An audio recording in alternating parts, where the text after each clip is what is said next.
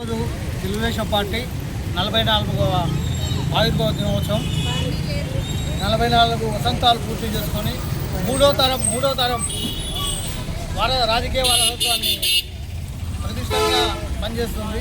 మూడో తరం అంటే మొదటి తరం ఎన్టీ రామారావు గారు, రెండో తరం నారా చంద్రబాబు నాయుడు గారు, మూడో తరం నారా లోకేష్ గారి ఆధ్వర్యంలో పార్టీ ఉమ్మడి తెలుగు రాష్ట్రాల్లో ప్రతిష్టంగా తయారవుతుంది. ఆ రోజు 1980 కంటే పూర్వము ఉమ్మడి ఆంధ్రప్రదేశ్లో తెలుగు ప్రజలు అనుభవిస్తున్న కష్ట నష్టాలను చూసి అన్న నందమూరి తారక రామారావు తన సినీ జీవితాన్ని వదిలి రాజకీయ జీవితంలో ప్రవేశించి ప్రజలకు గూడు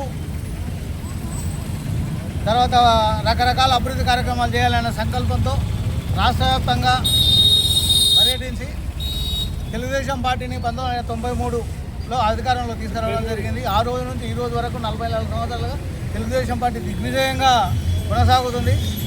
మధ్యలో ఎన్ని ఆటంకాలు వచ్చినా కొనసాగుతూ తెలుగుదేశం పార్టీలో తయారైన వాళ్ళు ఎందరో ఈరోజు వేరే పార్టీల్లో ఉంటూ కూడా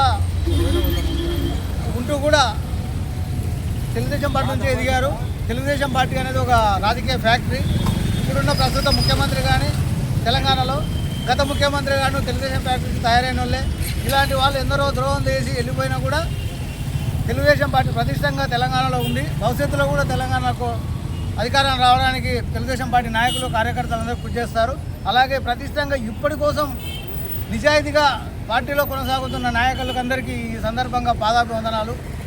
ఇలాగే పార్టీ ముందు కూడా బాగా ఎదగాలని, పార్టీ ప్రతిష్ట కోసం కృషి చేయాల్సిందిగా ఈ సందర్భంగా కార్యకర్తలకు నాయకులకు విజ్ఞప్తి చేస్తున్నాము.